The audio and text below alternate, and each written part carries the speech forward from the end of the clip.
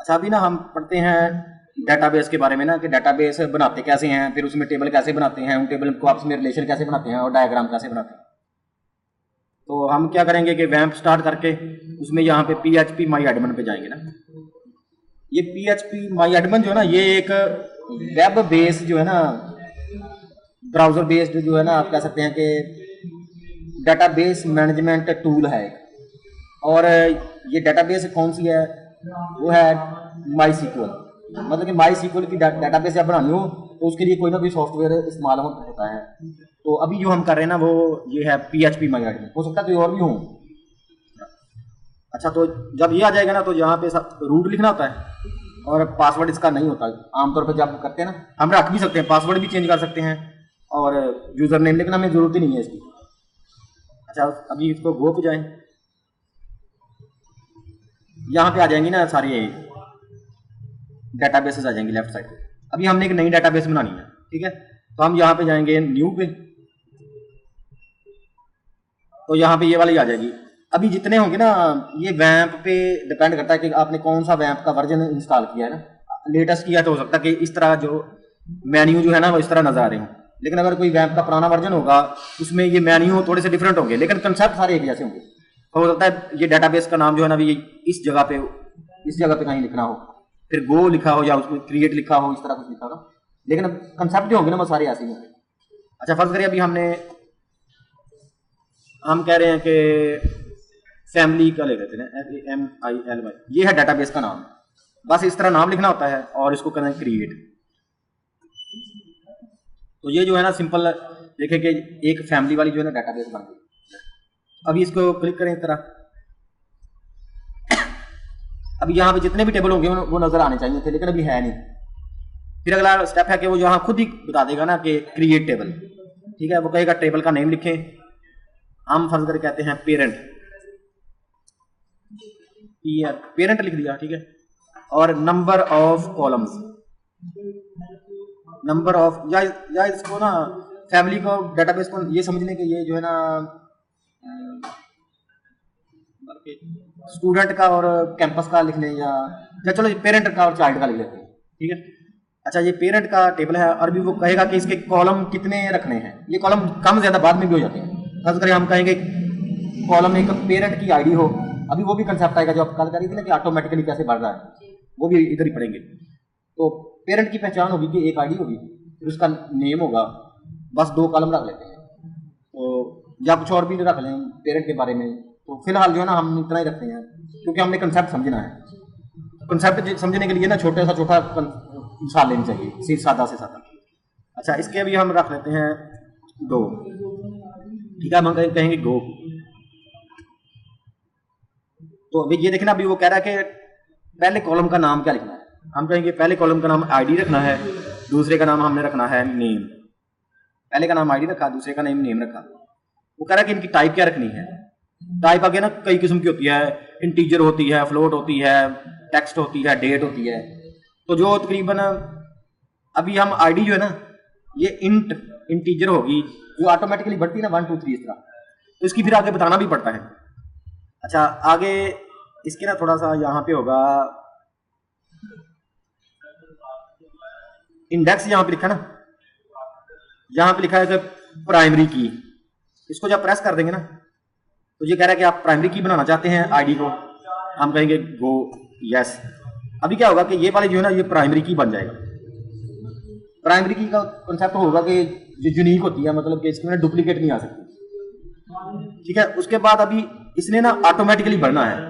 अभी सिर्फ प्राइमरी बनाने से ना हम 1 2 3 खुद डालेंगे, लेकिन हमने चाहते हैं कि ये ऑटोमेटिकली बढ़े ना, तो इसके लिए ना इधर एक ऑप्शन होती है ऑटो इंक्रीमेंट वाली, ये लिखा है AI ऑटो इंक्रीमेंट।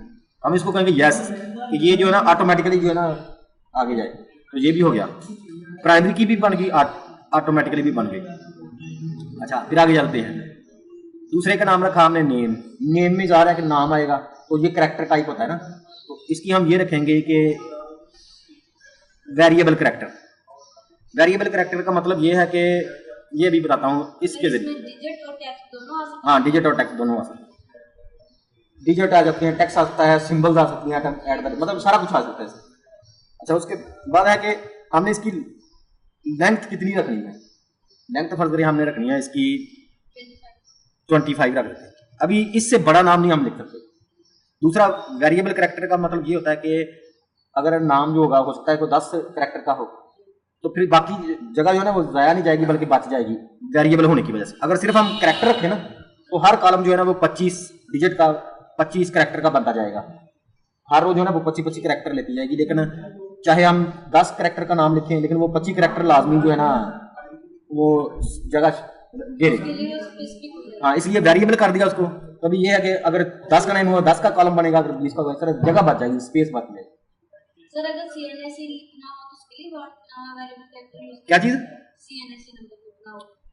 हाँ, उसके लिए नहीं, उसके लिए ज्यादा मतलब वेरिएबल कैरेक्टर यूज करेंगे। हाँ, वेरिएबल कैरेक्टर मतलब कि जब आपने इंट उस वक्त यूज करना है जब आपके ना किसी की जमा तफरीक करनी है। जमा तफरीक, अगर मोबाइल नंबर लिखना ना फिर भी आपने कैरेक्टर ही लिखने हैं, वेरिएबल कैरेक्टर ही रखना, क्योंकि इंटीजर होता है ना जो जमा तफरीक करने के लिए होता है। हम मोबाइल नंबर एक दूसरे से जमा तफरीक नहीं करते।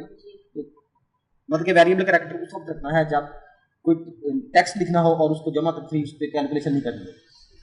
अच्छा, ये बन गया 25 कैरेक्टर का। अच्छा, ये है डिफॉल्ट। इसमें हम ये बता सकते हैं कि इसमें एक्स्ट्रा कोई चीज़ लिखनी है कि नहीं लिखनी, मतलब कि ऑटोमेटिकली डिफॉल्ट पे कोई अगर हम कुछ वैल्यू ना डालें डिफॉल्ट क्या आ जाए इसमें, और हम कहेंगे कि ABC आ जाए हर दफ़ा जिसके हम वैल्यू ना डालें। बहरहाल ये जितनी डिटेल, ये काफ़ी डिटेल होती है, हम इतनी ज़्यादा डेप्थ में जाएंगे जितना हमारे प्रोजेक्ट में यूज हुआ ना उससे थोड़ा सा ज़्यादा जाएंगे। अच्छा, इसके बाद इसमें बस जो ना इतनी चीज़ें अहम हैं। ठीक है, अभी हमने क्या कर दिया, इसको कर दिया सेव।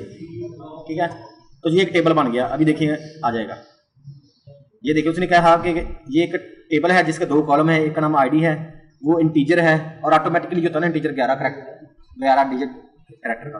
फिर नेम है वो वेरिएबल कैरेक्टर है और 25 का है। ठीक है, आगे उसने हमने क्या इन्फॉर्मेशन दी थी उसको कि ये पहले वाला ये ऑटो इंक्रीमेंट भी करेगा। ठीक है, और जो है और क्या करेगा, बस इतनी चीज़ें करेगा ना। ये आ गया ना यहाँ पर। अभी हमने इसमें डाटा डाल के देखते हैं, ब्राउज में जाएंगे। ठीक है, तो ये इस तरह आ गया ना। अभी हमने इसके अंदर डाटा डालना है ना, तो इंसर्ट, ये क्यूरियाँ होती हैं, मतलब कि इंसर्ट आ गया, या SQL भी कर सकते हैं या ये भी कर सकते हैं। चलें ये भी देख लेते हैं। एक इंसर्ट ये आ गया ना। अभी यहाँ पे ID है, अभी हम नहीं डालेंगे क्योंकि ये ऑटो इंक्रीमेंट होगी ना ID। हम सिर्फ यहाँ पे उसका नाम डालेंगे। फर्ज करें किसी का, फर्ज करें मकबूल लिख लिया इसका। आपके फादर का नाम क्या? हमने फर्ज कर लिया बिन हुसैन। ठीक है, अभी इसको गो करने लगे। देखिए हमने ID नहीं ना दी, तो गो करने लगे। उसने क्या कहा कि 1 रो इंसर्टेड। ठीक है, उसने रो जो है ना डाल दी। तो अभी देखते हैं दोबारा ब्राउज करके कि क्या वाकई डाली उसने। तो ये देखें 1 उसने ऑटोमेटिकली लिख दिया और खादम से हमने टेबल में डाल दिया। एक तरीका ये है। दूसरा तरीका ये कि हमने SQL लैंग्वेज के जरिए डालना हो। SQL लैंग्वेज के जरिए अगर इंसर्ट डालना, इंसर्ट करिए ना कोई चीज़, तो SQL ये लैंग्वेज है और इसका ये देखिए हम सिलेक्ट भी कर सकते हैं, डिलीट भी कर सकते हैं, अपडेट भी कर सकते हैं। हमने इंसर्ट करना है। यहाँ पे वो देखिए उसने ऑटोमेटिकली ना सिंटैक्स खुद ही लिख दिया। तो हमने क्या करना है, इंसर्ट इनटू पेरेंट के टेबल में हमने पेरेंट बनाया था ना, पेरेंट के टेबल में डालना है जहाँ पे वो कॉलम के नेम लिखने होते हैं जिनमें हमने वैल्यू डालनी। इसमें तो वो खुद डाल देगा, इसमें तो वो खुद डाल देगा ना, हमने सिर्फ नेम लिखना है। तो आगे लिखेंगे वैल्यूज कौन सी डालनी है, तो यहाँ जो है ना हम वो डालेंगे वैल्यू जो डालनी होती है यहाँ पे। तो इसमें इसके अंदर लिखने आपके क्या जी, ये एक SQL की स्टेटमेंट है। किसी टेबल में जब डालने हो ना प्रोग्रामिंग के जरिए या SQL की लैंग्वेज के जरिए, इंसर्ट इनटू के डालें, किस में, पेरेंट के टेबल में डालें, किस कॉलम में डालना है चीज, नेम के अंदर वैल्यूज कौन सी डालनी है, अशरफ। तो अभी हमें इसको करना है गो प्रेस किया, ये क्या है 1 रो इंसर्टेड। ठीक है, अभी ब्राउज में जाए तो देखें कि 2 भी ऑटोमेटिकली आ गया और ये भी आ गया। ठीक है ना, ये हो गया टेबल बनाने का तरीका एक। ठीक है, तो यहाँ पे भी लेक्चर ये वाला जो है ना स्टॉप कर लेते हैं।